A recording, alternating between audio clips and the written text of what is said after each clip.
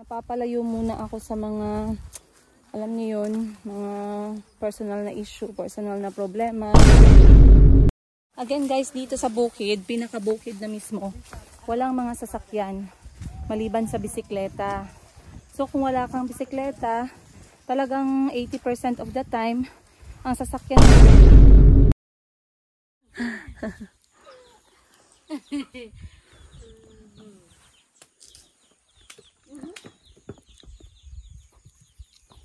Wow, very nice guys. Very peaceful, very simple, very raw and unfiltered. Walang halong filter, walang halong pagpapanggap. Oh, like this, straight? Yes. Okay. You love to smile. You smile with teeth. With teeth. Yeah, oh, nice. That's dark, nice, very lovely smile. You see? Eh! Eh! He has a very beautiful smile. Yeah. Sometimes, that's good. I'm gonna show my family. Getting it from someone. Yeah. I could see it coming because he was looking at you. But he was shy. Yeah. So that's why I said, let me get her. Oh. And then you saw it made him smile. Kasi minsan hindi sila nakakapagsalita ng English, kaya nahiya silang magsabi. Pag gusto nila magpa-picture, gusto nila makipag-usap. Kukuha kami ng mais para isusog ba. Tara. Doon na mama pa. Mama kami mama. Dad is still in the garden, but we're going to first we're going back home. I don't want to delay him anymore. We've done our part.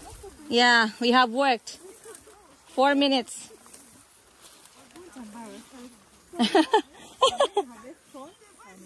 Wow. These are all mint, Sarah. No. I don't know what this is. It's mint. No, smell. It smells like mint, but I don't know.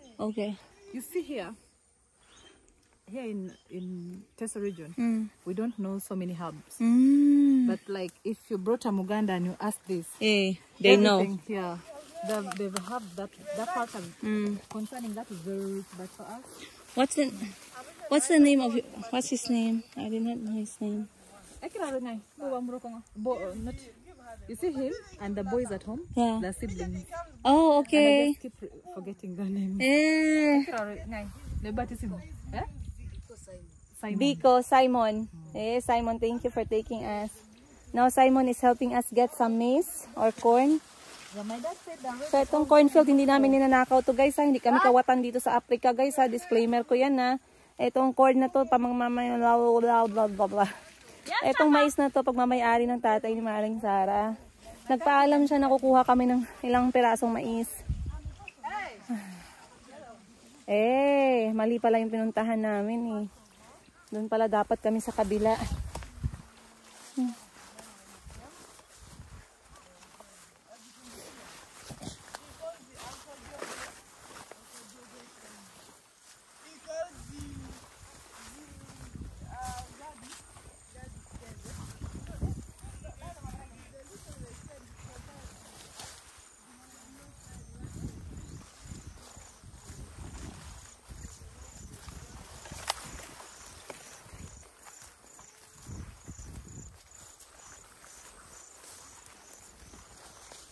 So ngayon ay tatlong araw namin dito sa probinsya ni Maring Sara. At sobra akong natutuwa kasi other than marami akong natututunan, napapalayo muna ako sa mga, alam niyo yun, mga personal na issue, personal na problema. Alam ko marami sa inyo ang mga nagtatanong about sa development ng aking buhay pag-aasawa. Yan, next time na lang natin pag-usapan. Sa ngayon, eto muna guys, magiging educational mode muna tayo. Wow, what's that? Is it olives? No. Looks like olives. I don't know the last time I tasted it. You can eat it? Yeah. Wow. Only when it's black. But this one is not nice. Are you sure, Sarah? Your mouth is not going to bula-bula, bubble-bubble? No. It looks like olive, by the way. I don't think they're ripe yet. They have to be a bit soft. Call it ekwaroke. You call it what? Ekwaroke.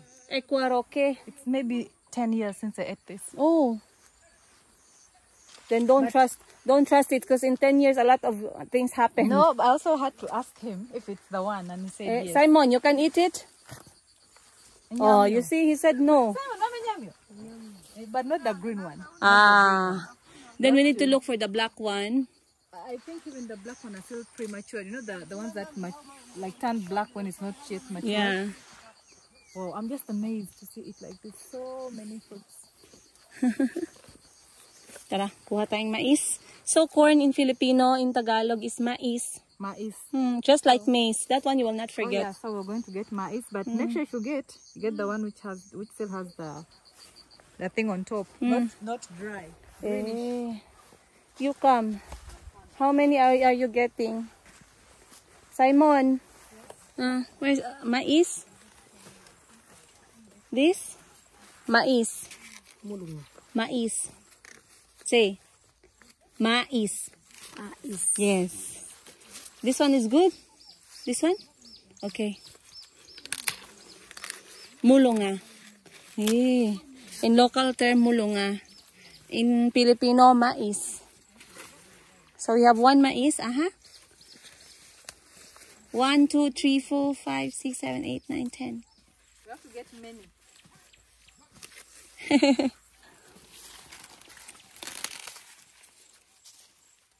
That one is okay? And we don't have kavera. Wala naman kaming dalang supot.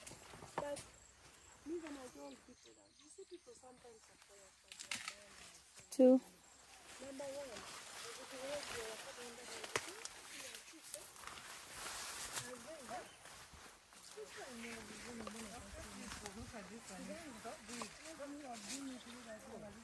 Wow, that's big. That's huge.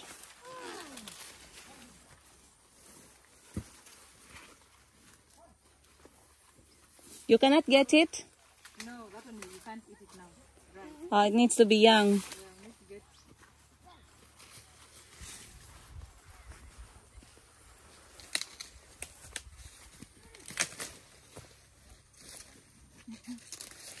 Joseph, the boy used to stay with this. He said if you get corn and you don't break it down, it means you're a thief. You took it and don't want people to know. I see. That's why you're breaking it. Break it. Yeah, so you break and you put it down. Just so we don't think we have corn and we don't have anything. Yeah, I see. So kaya pala tinatapakan ni Maring Sara yung kinukunan niya, kasi sa kanila dito kapag hindi mo siya tinapakan, magnanakaw ka, kasi parang ayaw mong ipaalam sa tao na may nawawalang mais. Tama nga naman, ano? So mga bata yung hinahanap ni Maring Sara. Maliliit at bata, kasi pag malaki na matigas na. Parang tao lang din yan, pag malaki na mahirap ng turuan. Sorry? You see the trees? There's so many. Yeah. They make the best chocolate. Oh, this one. Yeah. Oh, that's the one you started eating. Yeah. I think it's olives. In the garden, There are many. Yan daw yung pinakamagandang gawing uling, guys. Why do you say it's the best for charcoal? It gives a good fire. Yeah, it burns for long. It doesn't just burn and get done. It burns for long. Nice.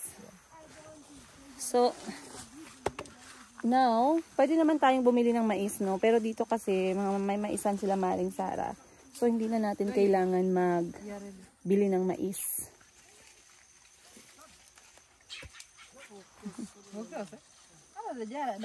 It's bad. Yeah. And for me, I'm imagining the green ones are okay. Show me how many you have. I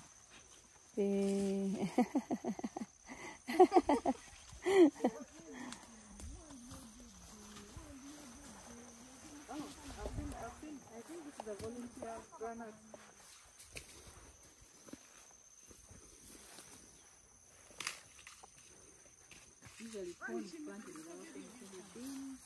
Simon got 1, 2, 3, 4, 5.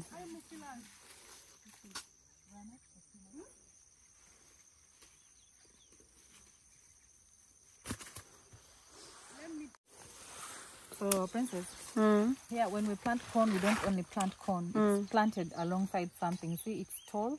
Mm. So you could plant beans, corn and beans. Maybe you plant 1 week corn, then you plant, when you plant corn, you wait maybe 2 weeks Mm. and you plant the beans or G-nuts. And there's one here. And G-nuts, mani guys, or peanuts. They call here ground nuts or G-nuts for short. So merong G-nuts dito, kukunin ni Maring Sara for us. Yeah, I think these are the ones that harvested and forgot. Mm. Kasi yung iba na harvest siya, pero ito, is it good, mature? Yeah. Oh yeah, they are now mature ready. This is even over. You see, like some of them are getting bad. Okay. And just open one. Oh God, so hard. I just bite it. Wow, wow. Very nice. Can I try to It's hard to shell. open? And because it's old, some of them are even bad.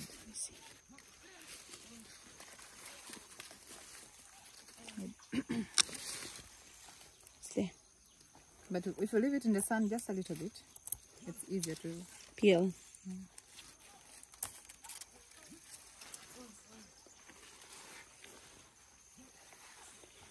Tikman natin to.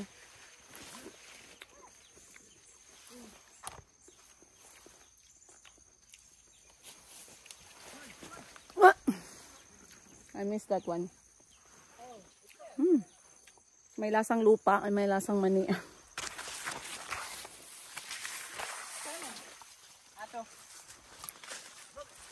It's really looking. I don't know if I got the right things. Someone is looking for the fresh one. Fresh what? Corn. I think he got good ones, young ones. He was trying to press it under. Okay. That should be okay. You want more? I think it's okay. You know, you don't know who is going to pop up. Yeah. Okay. Naiwan ni Maring Sara ang kanyang halaman. Doon. So we waited for her here in their house.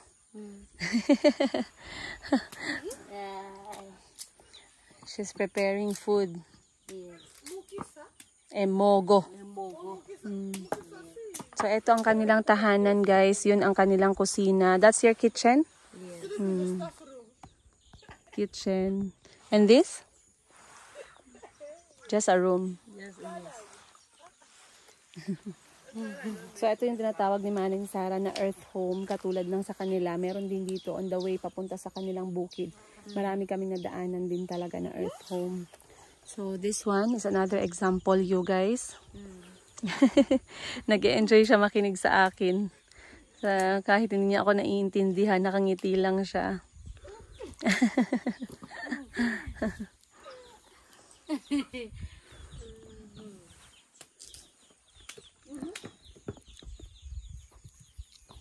Wow, very nice, guys. Very peaceful, very simple, very raw and unfiltered. Walang halong filter, walang halong pagpapanggap. Ganito talaga ang buhay nila dito, guys, sa probinsya ng Uganda. Ayan na si Maring Sara, pabalik na siya.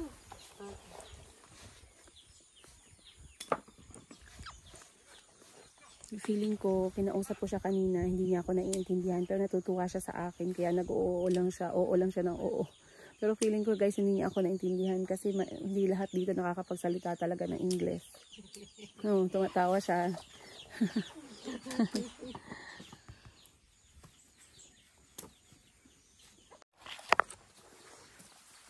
Okay. So, naglalakad na kami pabalik ngayon ni Maring Sara sa bahay nila. At again guys, dito sa bukid, pinakabukid na mismo, walang mga sasakyan maliban sa bisikleta. So kung wala kang bisikleta, talagang 80% of the time, ang sasakyan mo ay yung iyong tsinelas. So, lakad mode talaga dito. Pero hindi ka maglalakad. Yoga! Saan sila pupunta?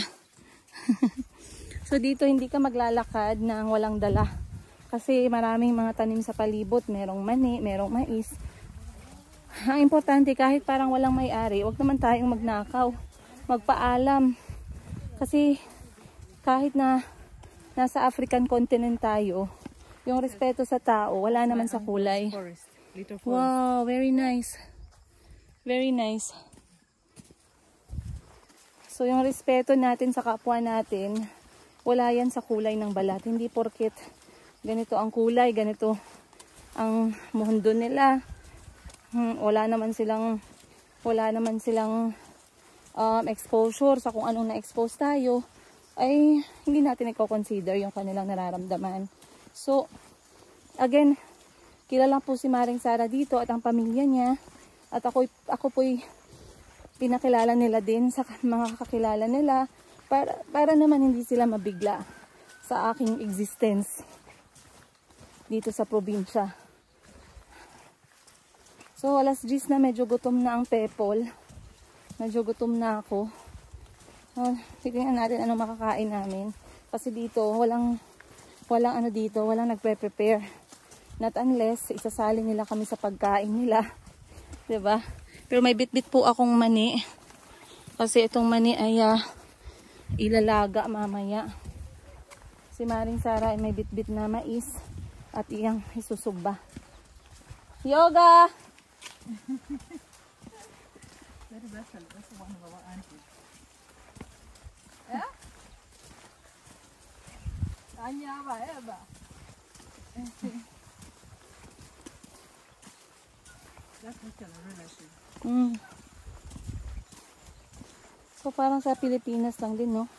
Pag nasa bukid, related na lahat halos ng tao sa bukid. Pinsan, auntie, uncle, lolo, lola, tiya, tiyo. Diba? Kaya minsan kinakabahan tayo. Baka mamaya. My grandpa, do you know Kumi district? Yes. Oh my God, that is our original place. Oh. So my grandpa was a vet doctor. So he came this side and bought this land. And then he met his wives here. And then he brought his siblings, his two brothers. So that's what I'm saying. Most of these people are my relatives. Yeah. So the other brother is this side. Oh, that is here. So, kapag kinakabahan tayo minsan, kung na-inlove tayo sa lalaki dyan sa kanto ng bukid, tapos late mo na malalaman, pinsan mo pala, no? Ay, si Maring Sara. Gising na yung kanyang lola. Ang tawag sa lola nila ay Tata.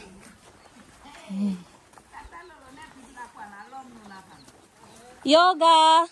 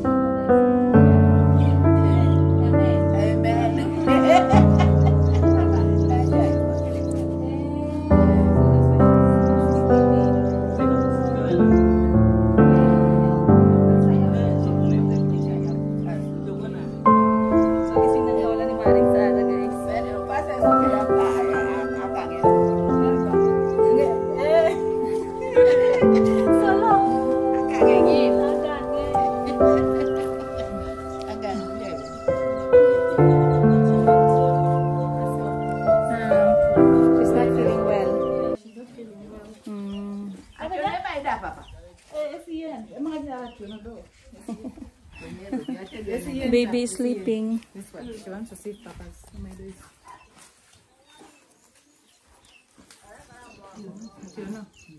Okay, she's saying it's okay. Ah, tu belajar sabung. Bye-bye, Tata.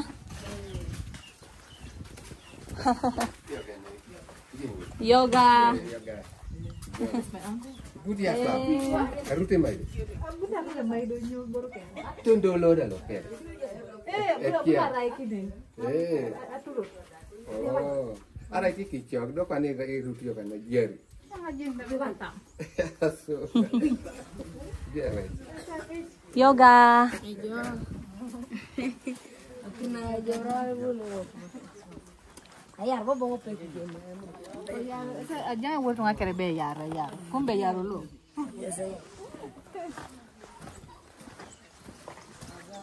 Is that your uncle? They're seated. No, that's my cousin. That's my cousin. Now, here, if you offer me a penny. Oh, you did? That is my Like the big cousin. And that uncle is a brother to who? Him? Yeah. Brother of your dad too? Yeah, because he's a relative of my grandpapa. Oh. It's not like so. For, now. Now you have to draw for me a family tree. I can't. Because the way you are telling me brother of who, uncle of can't what, auntie of who, grandma of this, it's too big family. Hindi So now we makasunod just ang have- maliit kong utak. Now we just have one grandmother. Okay, but I followed when you said you have one grandmother. So, I think I'm going to put my flowers somewhere. okay. Maybe from the garden. We do have many. We have many flowers. So let me take me also. Back from the garden. No, you take with this. You take for her in her phone.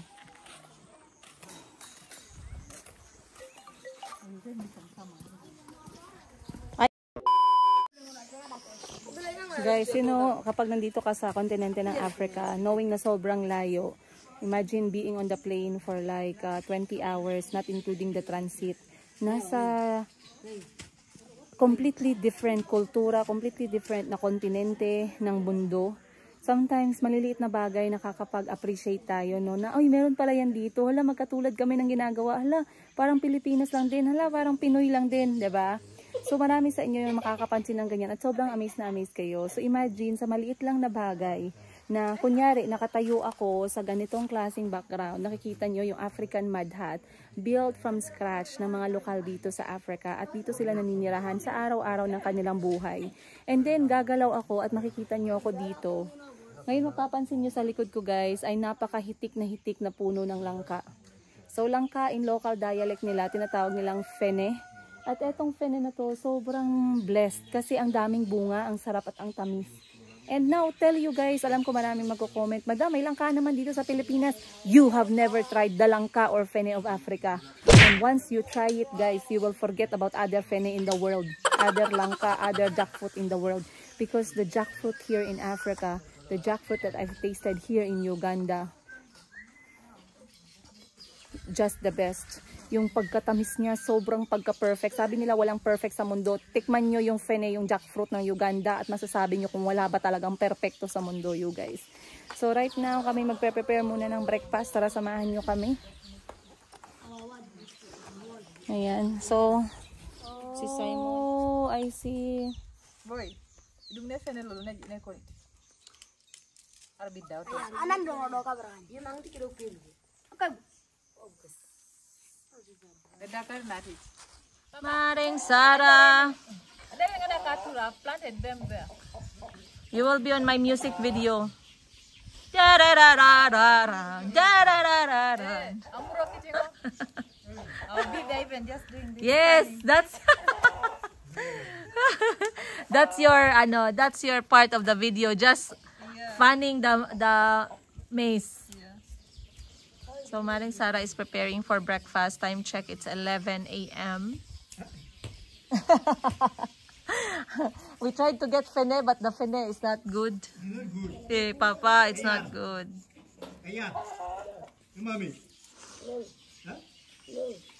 So sa kusina, papasok din tayo sa kusina shortly para makita ninyo. But Pasta yar.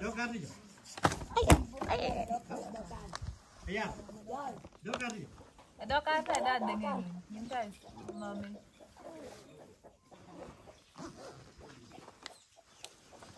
So, ito na yung kinuha namin kanina sa bukid, yung mais na ginagawa ni Maring Sara. Mami. I also want to change my gum.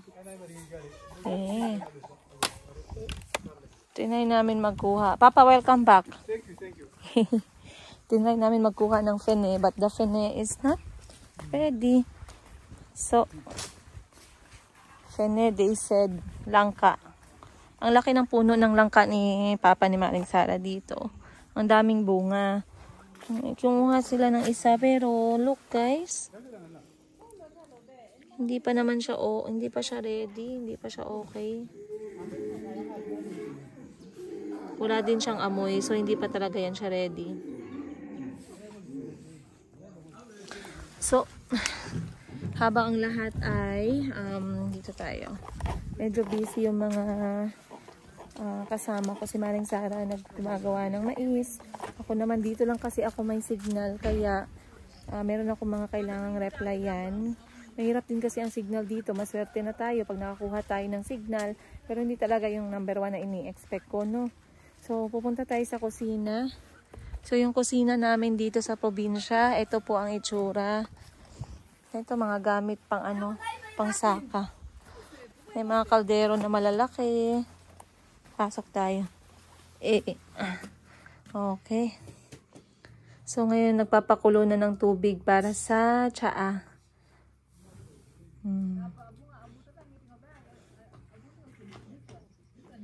So, mapapansin niyo guys, yung atip ay itim na siya dahil sa usok. Tapos yan lang yung pinaka-poste niya. At nagpapakulo sila ng tubig para sa agahan. Malaki naman siya. Pasukin nga natin. Ayan, may mga gamit dito. Pero napansin niyo na ito talaga yung pinaka-kusina.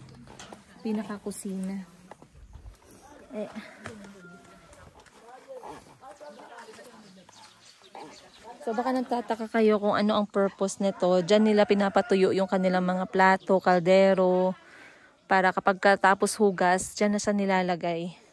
So ngayon wala pang nahugasan kasi empty pa siya. At lahat dito ay nag-aantay ng makakain. Ito bahay. Bahay yan siya. So hindi lahat ng African mud hut ay bahay. Ang iba kusina. Ang iba minsan, depende, pwedeng maging parang toilet. So, ito pala yung dahon na ginagamit nila guys. Ayan. Pang ano nila, pang atip dun sa puno. Ayan. Pang atip sa bahay. Yung spear grass. Is this the spear grass? The spear grass you were saying. You even have orange tree on the top of your head. Hey. But there's no ready. Not even a chance. There's another one there. Meron pang isa dito. Maraming orange sila, Maring Sara.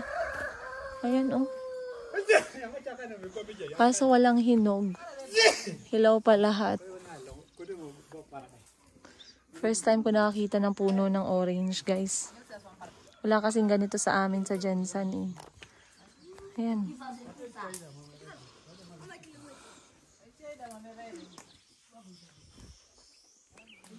Pero wala talagang hinog. Naghanap ako, wala talaga guys.